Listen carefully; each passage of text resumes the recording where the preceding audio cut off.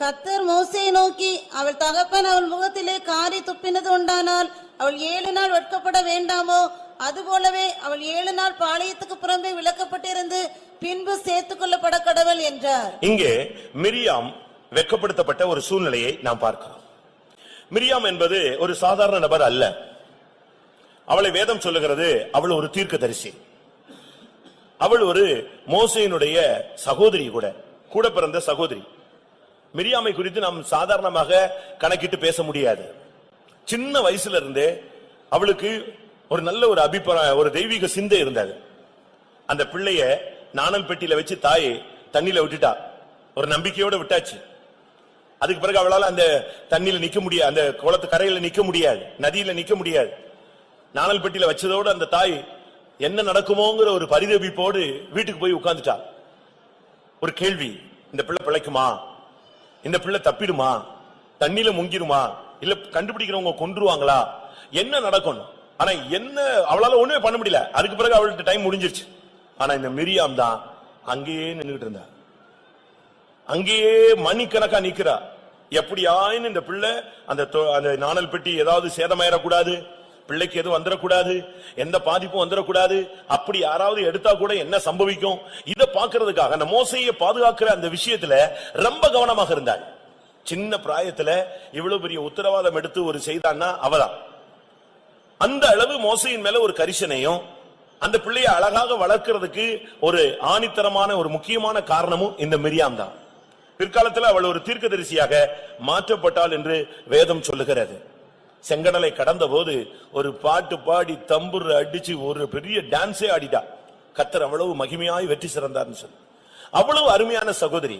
கர்த்தர் அவளை இந்த வனாந்தர பயணத்துல, இஸ்ரவேலின் பயணத்துல அவளை கரங்களில் எடுத்து பாவித்தார். ஆனா இவ ஏன் வெட்கப்படுத்தப்பட்டார்? ஏன் இவளுக்கு இப்படி ஒரு சம்பவம் நடந்துருச்சு? அதுக்கு காரணம் என்னாகமம் 12ஆம் அதிகாரம் 1ஆம் வசனம். எத்தியோப்பியா தேசத்து ஸ்திரியை மோசே விவாகம் பண்ணி இருந்தபடியினால் மிரியாமும் ஆரோனும் அவன் விவாகம் பண்ணின எத்தியோப்பியா தேசத்து ஸ்திரியை நிமித்தம் அவனுக்கு விரோதமாய் பேசி. இங்கே நம்முடைய ஜனங்கள் வெட்கப்படுத்தப்படுவதற்கான ரகசியத்தை நீங்க விளங்கிக்கணும்.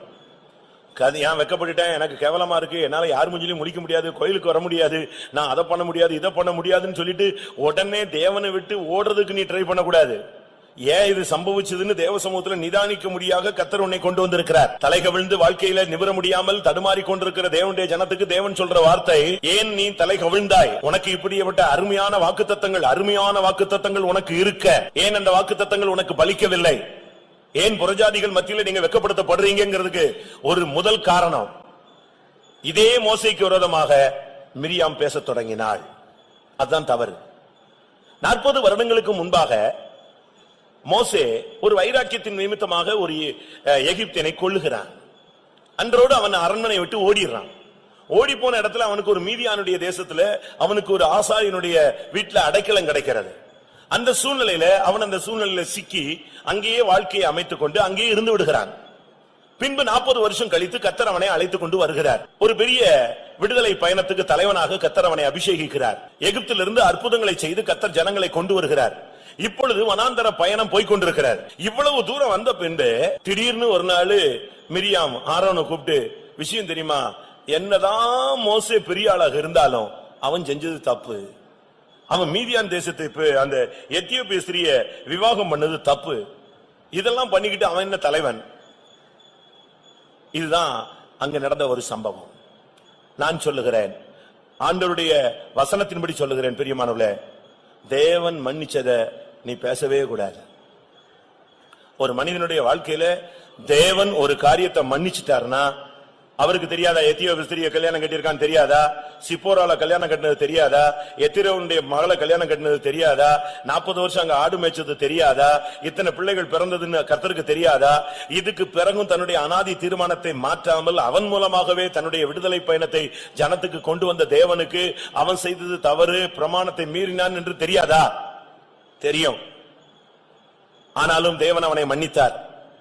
அதுக்காக அவன் மனஸ்தாபப்பட்டிருக்கலாம், அவன் அங்கலாய்த்திருக்கலாம், சூழ்நிலையில சிக்கி தவித்ததை தேவனிடத்துல ஒப்புரவாக்கி இருக்கலாம். அவன் திரும்ப வரும்போது அவனை கொல்ல பார்த்தார். திரும்ப உடன்படிக்கை பண்ணி அந்த பிள்ளைகளுக்கெல்லாம் விருத்த சேதனம் பண்ணப்பட்டது. அன்றைக்குதான் மோசே தப்புவிக்கப்பட்டான். அதற்கு பின்பு தேவன் அவனுடைய கரத்துல வல்லமையை கொடுத்து அபிஷேகத்தை கொடுத்து விடுதலையை கொண்டு வந்து செங்கடலை கடக்க வைத்து இவ்வளவு பெரிய பயணத்துல கொண்டு வரும்போது என்றைக்கோ தேவன் மன்னித்து மறந்து விட்ட ஒரு கதையை இன்றைக்கு நீ பேசினா உன் வாழ்க்கையில கர்த்தர் உன்னை வெட்கப்படுத்துவார். யாருமே மற்றவர்கள் காரியங்கள்ல ஒரு சுத்திரிப்பு கூட்டத்தோட அவனுடைய காரியங்களை அவன் கரெக்ட் பண்ணிடுறான். அந்த பெண்ணோ அந்த சகோதரனோ அந்த சகோதரியோ அந்த ஊழியக்காரியோ அந்த ஊழியக்காரனோ அது தேவனுடைய பிள்ளையோ ஒரு சுத்திரிப்பு கூட்டம் வரும்போது அவன் ஃபுல்லா அனலைஸ் பண்றாங்க. ஃபுல்லா சுத்திரிப்பு நடக்குது. ஆவியில, ஆத்மாவில, சரீரத்துல, ஊழியத்துல, ஜீவியத்துல, வேலையில, பிசினஸ்ல, தனியாக அந்தரங்கத்துல என்னென்ன இருக்கோ அதை ஆண்டவருடைய கரத்துல ஒப்பு கொடுத்து உடைஞ்சி நொறுங்கி அழுது சீர்படுத்தி அவன் வந்து உட்கார்றான். அதோட கதை முடிஞ்சது. தேவன் மன்னிச்சிட்ட பிறகு நீ அதை என்ன செய்யக்கூடாது, பேச கூடாது. தேவன் மன்னித்ததை பேசுறதுக்கு உனக்கு தகுதியும் கிடையாது, அருகதையும் கிடையாது. ஆனா நீங்க இன்னும் அந்த பழைய கண்ணாடி தான் போட்டிருக்கீங்க. அந்த பழைய கண்ணாடியை நீங்க மாத்தணும். அந்த பழைய தன்மையிலேயே நீங்க இருந்து கொண்டு அதையே நீ திரும்ப திரும்ப பேசினா கர்த்தர் உன்னையே ஒரு கட்டத்துல கொண்டு வந்து வெக்கப்பட அனுமதிக்கிறார். தேவன் மன்னிச்சதை இனிமேல் பேச மாட்டேன்னு நீங்க ஒரு தீர்மானம் எடுங்க. என் ஜனங்கள் ஒருபோது வெக்கப்பட்டு போவதில்லைங்கிற வாக்குத்தத்தம் நமக்கே உரிய.